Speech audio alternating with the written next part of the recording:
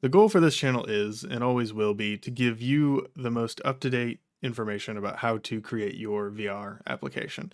And so today I'm going to go through a Unity 2021 project and show you how to set it up from scratch to get to a point where we have basic locomotion and basic interactions like grabbing and throwing. And I'm also going to show you a few useful tools that you can use to further your interactions, make them a little more complex, and do some other cool things. So I'll share my screen and we can jump into it. I'm going to be using version 2021.1, 0.17 F1, but as long as you're 2021.1 or above, it will most likely be up to date until we get to 2022, and then they change more things.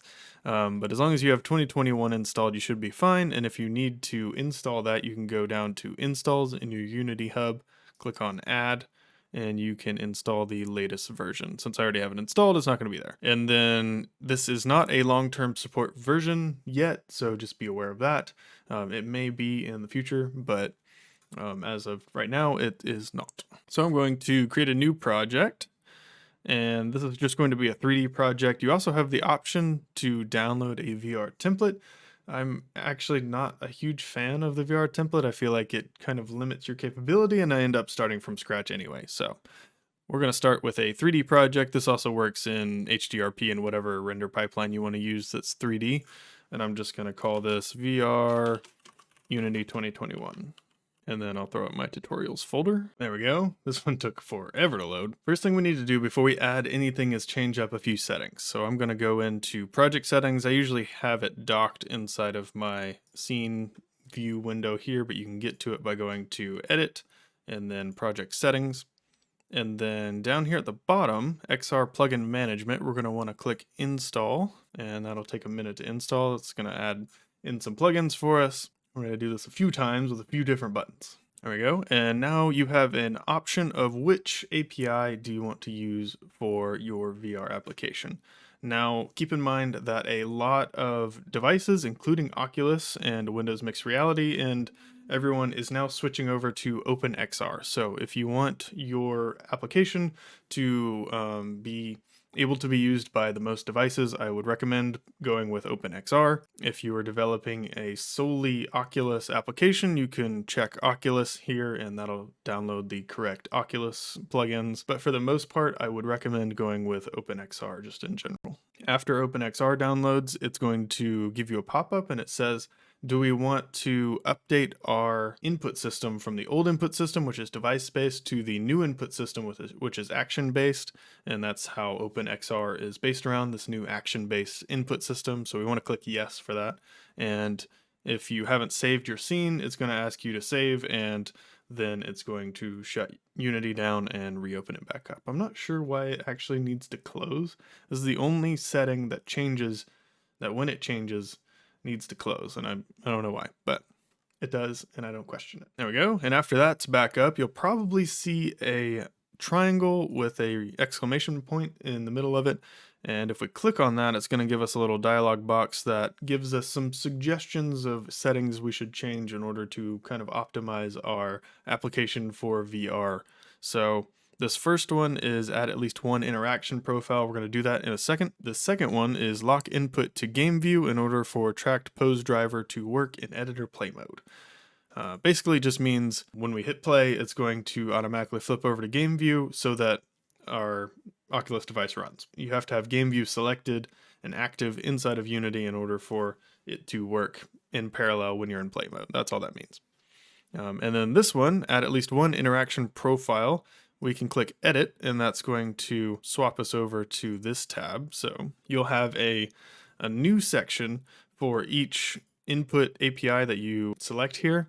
So, and you'll notice that if I check one, some others may not be able to work with that. So Magic Leap and Unity Mock HMD will work in tandem with OpenXR, but not Oculus and Windows Mixed Reality and whatnot. So I'm just dumping tons of info on you. You can rewind and re-listen to that if it's confusing. So this tab tells us what API we want to use, and we want to use OpenXR. And then this next tab is OpenXR specific settings. All these settings are good except for interaction profiles, and this is how you specify what headsets you want to be able to use when you're playing your game. So we can click on this plus button here and get a drop down of options that we have. And as more headsets come out and different companies develop VR headsets, those will also get added into this list as well. For my games personally, I will go through and click the HTC Vive. I will click the Microsoft Motion Controller profile. I'll click the Oculus Touch controller. You always want to click Oculus because they have the majority of VR devices on the market. So if you're creating your game for any device, I would recommend going with Oculus, if not all of them. And then the last one I throw in here is Valve Index. So these are the 4 major VR devices that you want to be able to support. And you'll notice that we have a tab here. And so I have a PC tab and an Android tab. And this Android tab is only going to show up if you have the Android build support downloaded as well inside of the 2021.1 version that we have installed.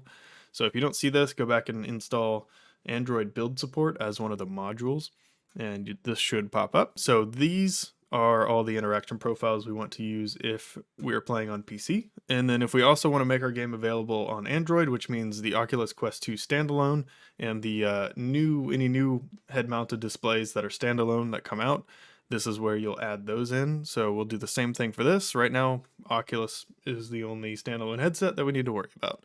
So we'll add that in here. And then you also notice we have similar tabs, PC and Android, in the XR plugin management tab section here. And we can check OpenXR for this as well. And this one's going to give us a exclamation point with a red stop sign, which means we need to fix our color space to a gamma, or we need to fix our color space from gamma. Gamma's not supported, so. And that should be all the settings we need to go ahead and set up. The next thing we need to do is go into Package Manager and download 1 or 2 more things. And you can get to Package Manager. I keep mine docked in the middle, like I do my project settings normally, but you can get to it by going to Window, Package Manager. And then we want to swap over to Unity Registry, which will show us all of the Unity packages we can download. And you'll see that we already have XR Plugin Management checked. So we installed that when we clicked on Install XR Plugin Management. We also installed a few more. OpenXR plugin was installed, and then also Input System Package was installed. So these are all the plugins that we installed when we were over in project settings. One more thing I want to do is inside of OpenXR plugin, I want to look inside of samples, and then let's import the controller sample. And I'll show you this, what this looks like. This actually comes with a scene that shows you how to use all of the inputs for your controller. So we can swap over to scene view here, and if I go into controller and then click on this controller sample scene, you'll see we have this little controller thing here, and what this does is it just mimics what buttons you're pressing and kind of visualizes them for you. But the cool part about this is that you can copy these scripts inside of the scripts folder and reference them, and they show you how to use the input so you can manipulate them in your game. So these are basically just visualizing the values of each controller input that is there. And so you can go into the script. So for instance, when I'm pressing the trigger, this slider will go back and forth, and I'll actually go ahead and play this real quick. So now with all the settings we have set up, if I hit play, right now I have an Oculus Quest connected to my computer in link mode. It should just automatically turn it on. It wants me to create a guardian. So now, if I'm looking at my controller, it actually gives me a good bit of data here.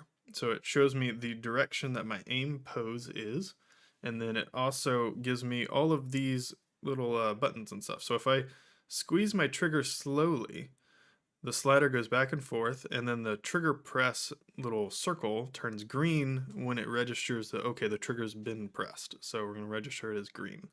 And then you have the same thing with your axis. So I have a primary 2D axis. I don't have a secondary axis, so I'm not going to be able to mess with that. But then also when I touch on the primary axis, that turns green. And then when I press on it, the other one turns green. And so the same thing for the buttons, so I can touch and then press, touch, press, and then also for the grip, little grip button there. So this basically just visualizes what your controller is doing, what kind of inputs it's receiving at what particular times.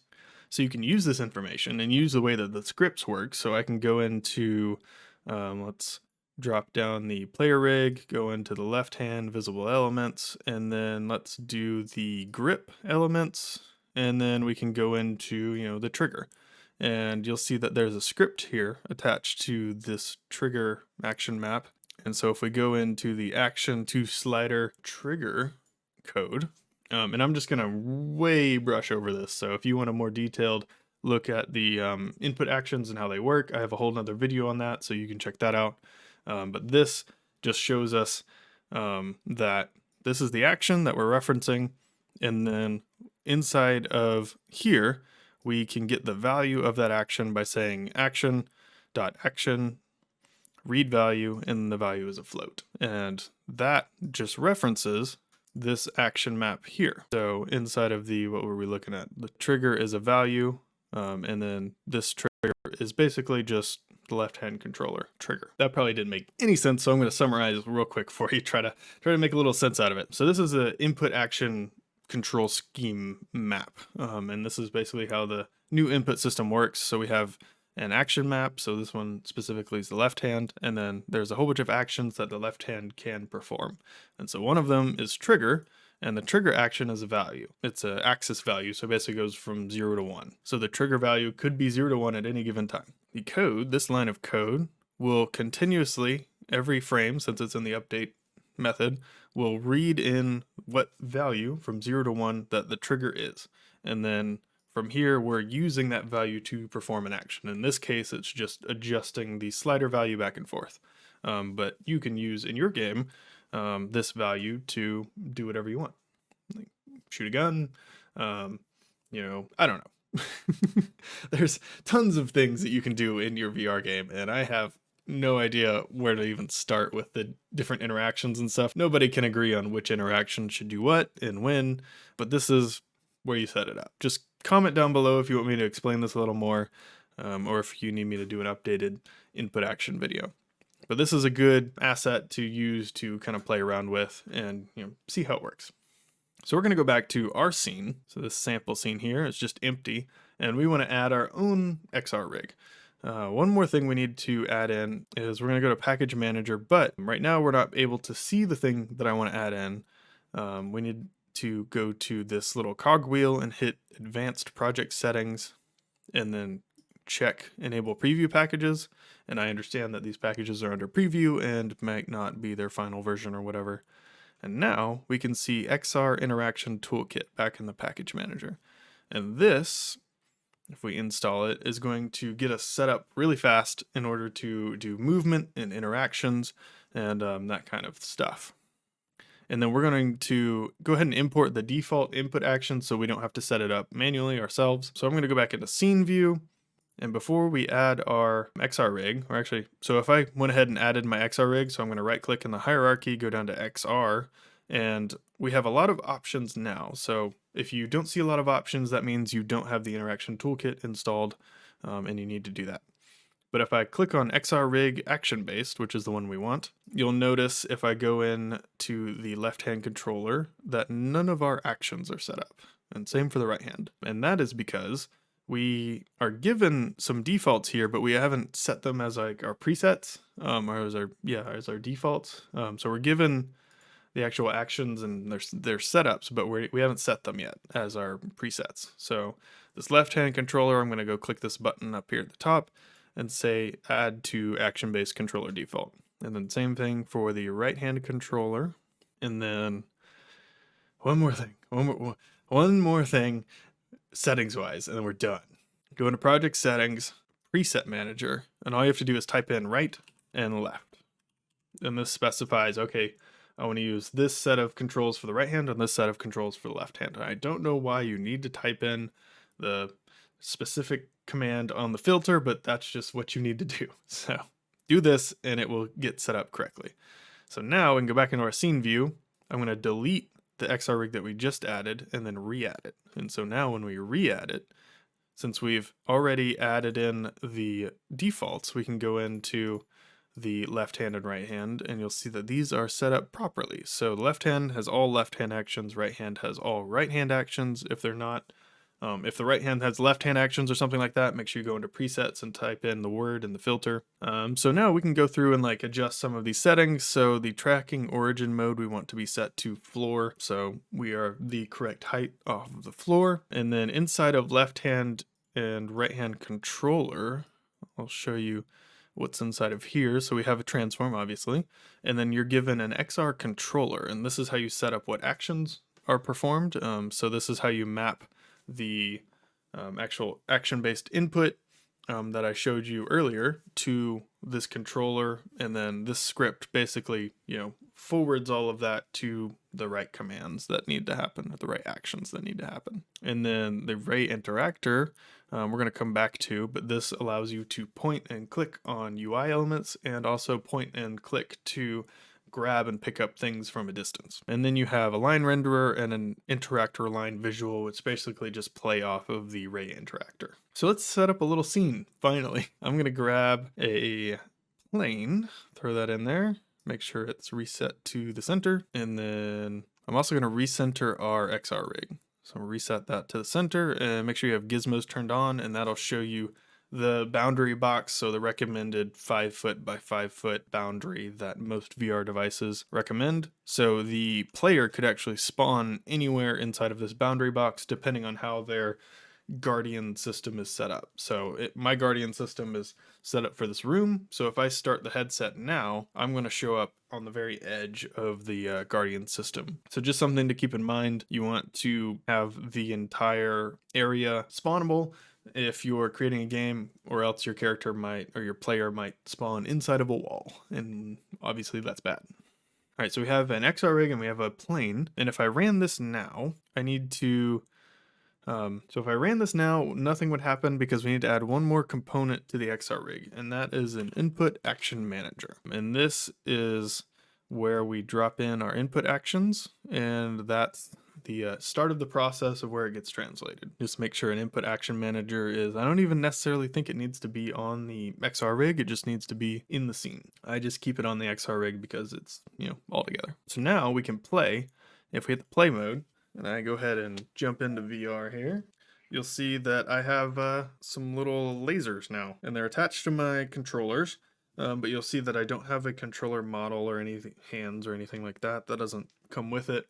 And then my lasers go out to about like 10 meters or something like that. And they're red right now because they're not pointing at anything that I can particularly interact with. So they're going to be red. But they do turn white when you point at something that is interactable. So let's actually set up something that is interactable. Let's create a table, throw that on there. We're just going to add a little cube. I'm going to rename it to table. And then I'm going to pull this forward and bring it up a little bit. And that's just going to be our table. And then I'm going to add another 3D cube, reset that guy.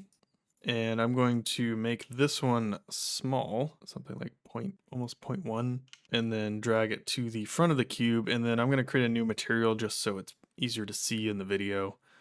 New material, where'd you go? And then we'll do some yellow color. Is that on this? Did I miss? There we go.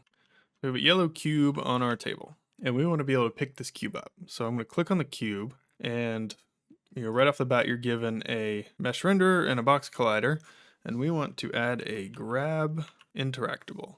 So another way besides just typing in the specific word, you could go down to XR, and you can see all of the different XR scripts that are available, and these are all input action manager scripts. So we want to do grab interactable, and that will add on a rigid body. So we can, depending on how interacted this object is going to be, we can update this to something like continuous or interpolate or something like that, change the mass and whatnot. And then inside of here, the grab interactable, we can set up some different movement types and whatever. So as you're holding the object, you can have it be instantaneous. So it basically just teleports to wherever your hand is every frame. So every frame it's teleporting to the next spot. Or you can have it be kinematic, which means it moves over there but isn't affected by any physics, or velocity tracking, which is arguably the best for most VR games, is velocity tracking because it will then interact with any other objects in the world. And then from here you can also adjust the throw velocity. So if you want to be able to throw this object very far, you can up this throw velocity to like 5 or 10, and then even the slightest throw is going to rocket the object out. And there's lots of different settings in here, like an ease in time. So when I grab it, how long does it take for the object to actually get to my hand? Do you want it to be slow, or do you want it to be really fast, snap into my hand? So these are all the settings in here you can adjust. So if I hit play now, the combination of the ray interactors and the grab interactable will let me point at the cube, press the grip button, and grab it. And you'll notice that if I move my stick around, my controller joystick, the cube actually moves around, which is kind of cool and could be useful for some applications, but it is not actually what we need for the next step in this process, which is movement. So if I'm pushing my thumbstick forward and I'm holding onto an object, I don't want the object to also kind of drift off away from me. So we're going to fix that really quick before we add movement. So if we go into the XR Rig left-hand controller, we can go into the ray interactor and just uncheck anchor control. And anchor control is the setting that makes the object move. And I don't know why this is checked default, but I always uncheck it. And then let's see, last thing for the video, we're gonna make movement, so some locomotion. We have a few more movement presets down here in our default input actions for the interaction toolkit. So I'm gonna set up continuous move and continuous turn as defaults.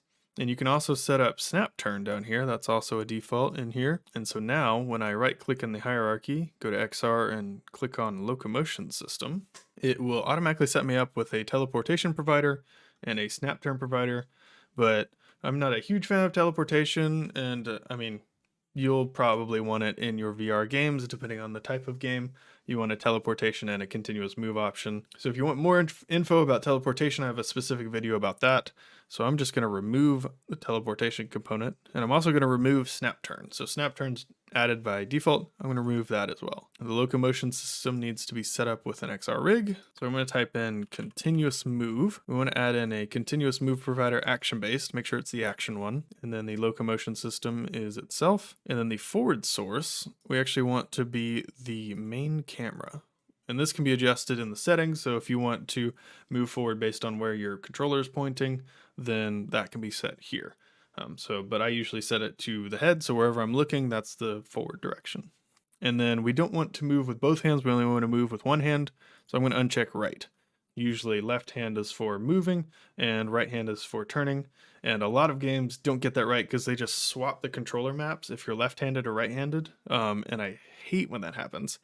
So please, please, please, if you're making a VR game for us lefties, please make it so that the movement is always on the left, or at least the movement, we have the option to set which controller the movement is set on, because I hate going back and forth from games where I move with this hand or should I move with this hand because I'm left-handed and they limit my access. Anyway, I'm ranting at this point. So this is movement, and then if we want to do a continuous turn, there we go, it's already there. Continuous turn provider, and then we want to turn with the right hand. So I'm going to uncheck left, and now we are already set up for the left and right movement. And then from here you can adjust the turn speed, and same if it was a snap turn, you could adjust the snap turn degrees. And then you can also adjust the move speed, and if you can strafe or use gravity and whatnot. Lots of settings in here. So if we hit play for that, we should be able to move around. So I am turning like that, and then we can move like that. There we go. And I can grab the cube, move it back and forth, and now when I move my thumbstick, it tracks with me. And it has a little skittering like that. There is a setting you can check on the actual ray interactor that can smooth it out a little bit. So if we go into the left-hand controller, actually, it's on the grab interactable, so you can check smooth position and smooth rotation, so it doesn't have that kind of jittery effect, or kind of lessen that. And you can mess around with this a little bit. There we go. You have the beginning of a VR application, and I am really excited for you to start this journey. It's really cool to see all the new VR developers jumping in and how fast the channel is growing. It's actually unbelievable to me. I would not have thought that we would be at 5,500 subscribers already at this point. So I thank you for being here. Welcome aboard if you're new, and I will see you in the next one.